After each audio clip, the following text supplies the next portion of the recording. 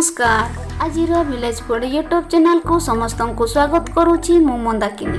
तेबे आजिर village food रे मु आपण मानक पई आनिछि दक्षिण ओडिशार फेमस खाद्य बांस परड़ा और अंडा तरकारी। वीडियो को आरंभ करबा पूर्व आपण को पाखरे मोर अनुरोध, वीडियो भल लागिथिले निहाती लाइक करिवे और शेयर करिवे एवं मो चैनल को सब्सक्राइब करि नथिले चैनल सब्सक्राइब करी और नोटिफिकेशन घंटी को बजाई देबे। तेबे चलंतु वीडियो को आरंभ करिबा।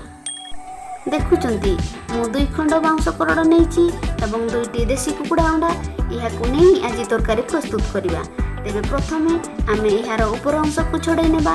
मु हाथ रे छोड़ौछि, आपण माने एठारे छुरी रो सहायता नै पारंती।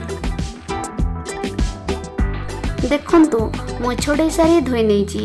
एबे याकु गोटे बड़ साइज रो थाली रे रखी छोट छोट करी काटि नेबा। काटिला बेले आमे पूरा पतला साइज रे काटिबा। बड़ आकार रही गले काटी सान करिबा किंबा हाथ रे छोट साइज रे भांगी नेबा। काटी सारी याकु गोटे कोढ़ा रे 4-5 कप पानी नै 15 रु 20 मिनिट पर्यंत बॉयल करिबा।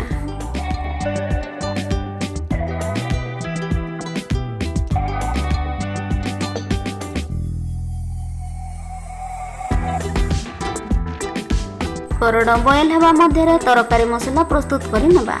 मु रसुण नेउछि 8-9 कला, अदा 5 खंड छोट छोट पीस एवं मीडियम साइज रो गोटे प्याज को काटि नेछि। वर्तमान सब को मिसेई ग्राइंड कर नेबी।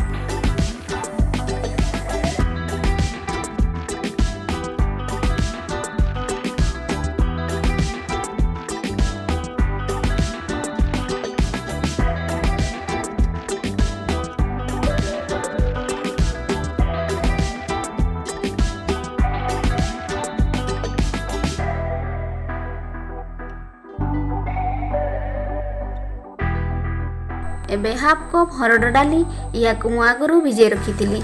याकु भी ग्राइंड करि नेबा। बांस करड़ तरकारी रे डाली मिसेले झोल बढ़िया भलिया होइथाय और टेस्टी मध्ये होइथाय। सेथि पई मु हाफ कप डाली को ऐड करूची।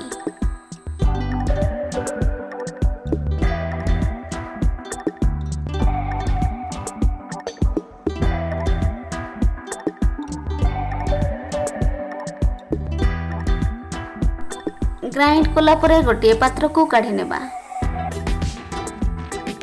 एबे मो गुंड मसला नेउची गोटे छोट चामच रे गोटे चामच जीरा गुंड, गोटे चामच लंका गुंड, हाफ चामच धनिया गुंड एवं गोटे चामच हळदी गुंड।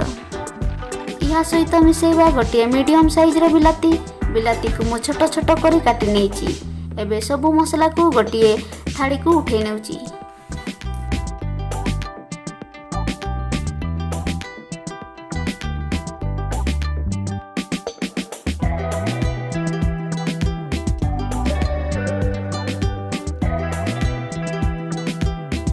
आउ 2टी अंडा को मध्य गोटे प्लेट रे फटै रखिबा।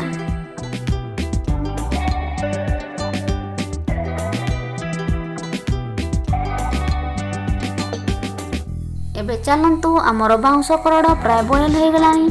याकु हाथ रे चिपिले पूरा आलू सिजा परे लागिबो। याकु गोटे छांकुर रे काढी नेबा एवं पानी छाड़ीबा पर्यंत रखि नेबा।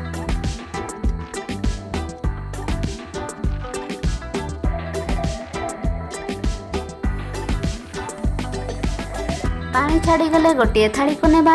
एथिरे हाफ चामच हळदी पकेइबा एवं स्वाद अनुसार लुण मिसेई भल भाबरे गुळै नेबा।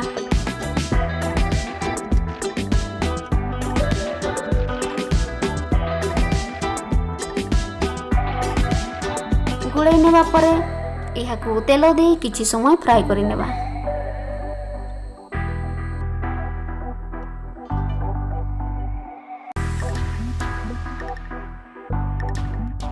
बाउंस करड़ फ्राई हो गलानी। एबे गोटिए थाली को काढी नेबा। सही कढ़ारे पुणी अल्प तेल देबा और फुटण लंका दे अंडा को मध्य छोट छोट करे भाजी नेबा।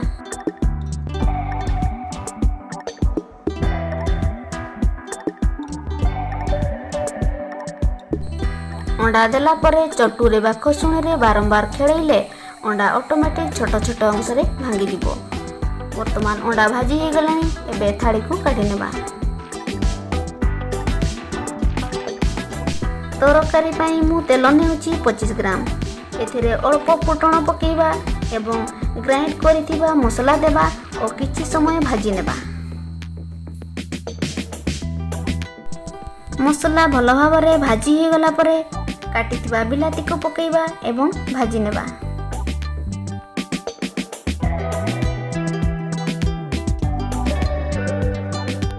एथिरे आमे मसला पाई अल्प लुण ऐड करिबा एवं मसला भाजी हेबाकू छाड़िबा।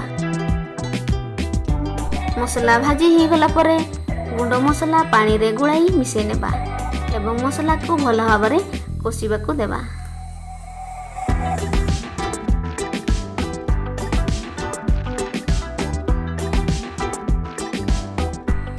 एबे देखंतु मसला हमर होई गलानी। एबे ग्राइंड करथिबा डाली को मिसै नेबा आउ अल्प पानी मिसै मसला को गोळाउथिबा। डाली मिसैबा परे बारंबार खेळैबे नहेले मसला तळे लागि जिवो। डाली मसला एबे होई गलानी। वर्तमान एथिरे फ्राई करथिबा बाउंस करड और अंडा मिसै देबा।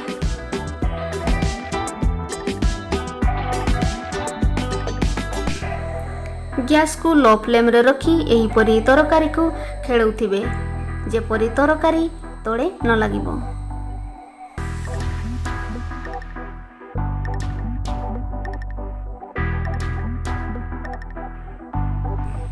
एबे हमर तरकारी होई गलानी।